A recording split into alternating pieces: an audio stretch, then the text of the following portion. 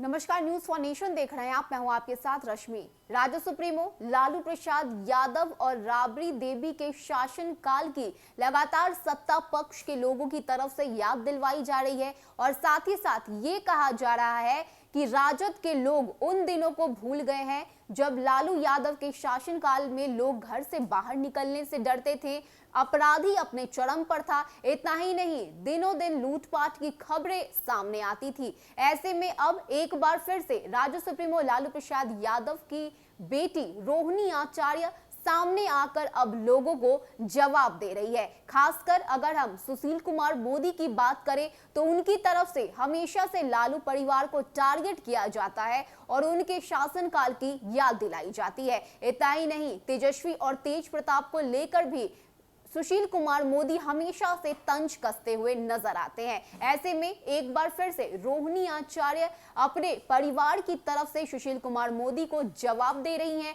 और क्या कुछ कहना है उनका पहले देखिए।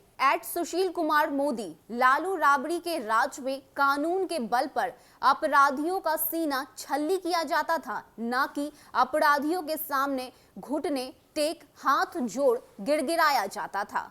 तो जिस तरह से लगातार लालू राबड़ी के शासनकाल की याद की जा रही है और साथ ही साथ सत्ता पक्ष के लोगों की तरफ से ये आरोप लगाया जा रहा है कि लालू यादव के शासनकाल में अपराध अपने चरम पर था। दिनों दिन कोई ना कोई घटना सामने आती थी। इतना ही नहीं, 5 बजते ही लोगों के घर की कुंडी भी लग जाती थी। ऐसे में अब रोहिणी आचार्य सामने आकर जवाब दे रही हैं और उनका कहना है कि लालू यादव के शासनकाल में अपराधियों के अंदर इतनी हिम्मत नहीं थी कि वो कोई अपराध कर सके, किसी अपराध को अंजाम दे सके। लेकिन आज जिस तरह से सीएम नीतीश कुमार के शासनकाल में आए दिन लूटपाट की खबरें सामने आती है, अपराध की खबरें सामने आती है, इतना ही नहीं, खुद बिहार सरकार के अपराधी इसमें लिप्त नजर आते हैं और उनकी तरफ से भी अपराध को अंजाम दिया जाता है। ऐसे में अब सुशील कुमार मोदी को टारगेट करते हुए रोहिणी आचार्य की तरफ से ये बातें कही गई है। आपको बताएं कि कई दिनों से ऐसी खबरें सामने आ रही है कि सीएम नीतीश कुमार के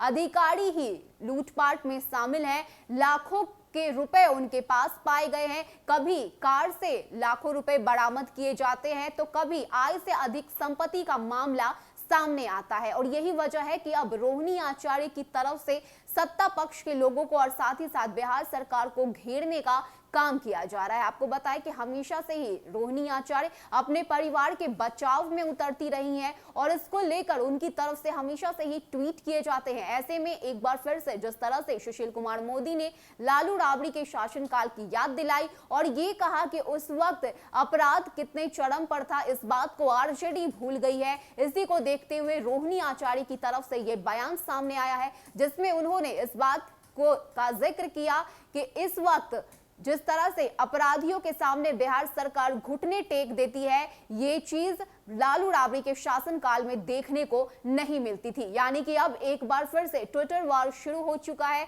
और रोहिणी आचार्य एक बार फिर से मुखर होकर सामने आ रही हैं और सीधे तौर पर सुशील कुमार मोदी को टारगेट कर रही हैं। फिलहाल के लिए इतना ही। ज्यादा अपडेट के लिए आप बने रहिए न्यूज फॉर नेशन के साथ। नमस्कार।